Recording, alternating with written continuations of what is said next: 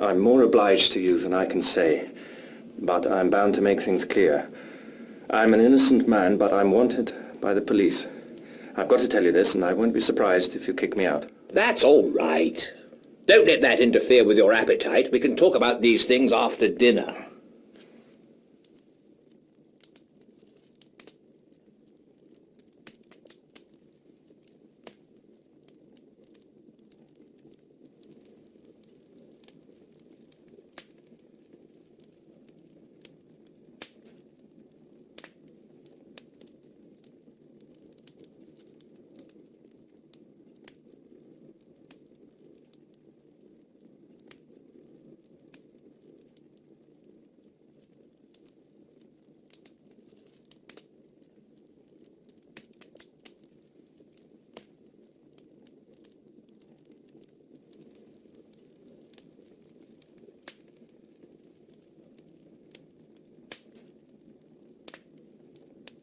I've obeyed Harry's instructions, and the bribe he offered me was that you would tell me something to wake me up.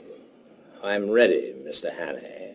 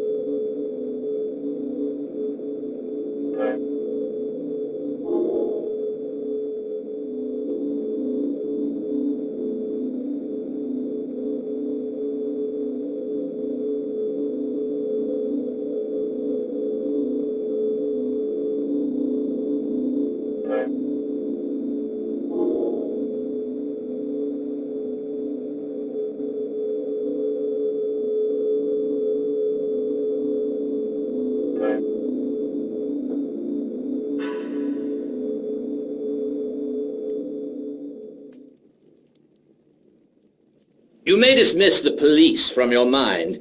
You're in no danger from the law of this land. Great Scott! Have they got the murderer? No. But for the last fortnight, they've dropped you from the list of possibles. Why? Principally because I received a letter from Scudder. I knew something of the man, and he did several jobs for me. He was half crank, half genius, but he was wholly honest. Trouble about him was his partiality for playing a lone hand. That made him pretty well useless in any secret service. A pity, for he had uncommon gifts. I think he was the bravest man in the world, for he was always shivering with fright, and yet nothing would choke him off. I had a letter from him on the 31st of May. But he had been dead a week by then. The letter was written and posted on the 23rd. He evidently did not anticipate an immediate decease. His communications usually took a week to reach me, for they were sent undercover to Spain and then to Newcastle. He had a mania, you know, for concealing his tracks.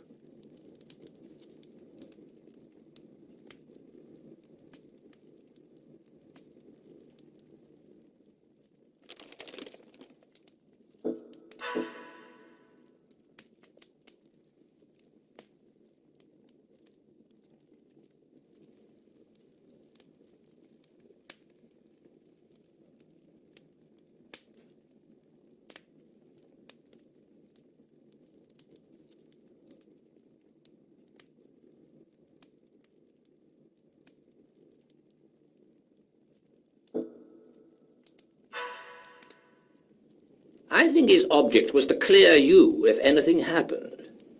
But when I got it, I went to Scotland Yard, went over the details of the inquest, and concluded that you were the friend.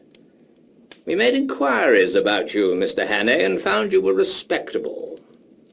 I thought I knew the motives for your disappearance. Not only the police, the other one, too. And when I got Harry's scrawl, I guessed at the rest. I've been expecting you any time this past week. Thank heavens.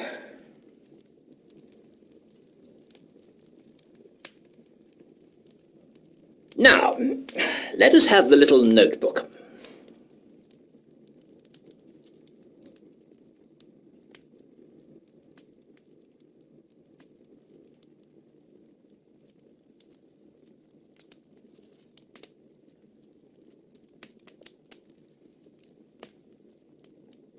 I don't know what to make of it.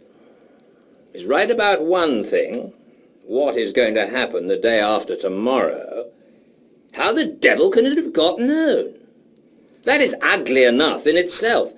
But all this about war and the Black Stone, it reads like some wild melodrama. If only I had more confidence in Scudder's judgment. Trouble about him was that he was too romantic. He had the artistic temperament and wanted a story to be better than God meant it to be. He had a lot of odd biases, too. Jews, for example, made him see red. Jews and the high finance. The Black Stone. Der Schwarze Stein. Yeah, it's like a penny novelette. And all this stuff about Karolides. That is the weak part of the tale, for I happen to know that the virtuous Karolides is likely to outlast us both. There's no state in Europe that wants him gone. Besides, he's just been playing up to Berlin and Vienna and giving my chief some uneasy moments.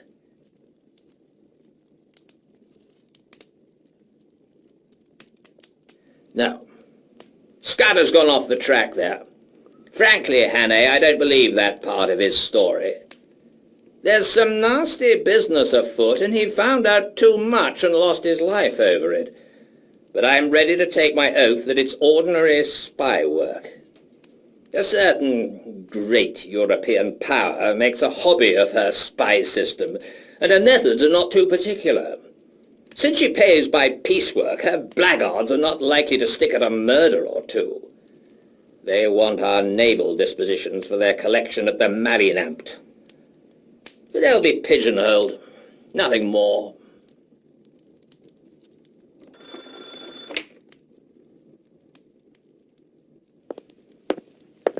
There's a trunk call from London, Sir Walter. It's Mr. Reith, and he wants to speak to you personally.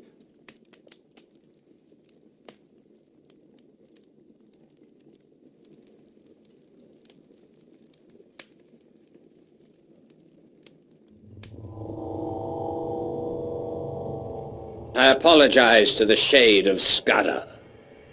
Karolides was shot dead this evening at a few minutes after 7.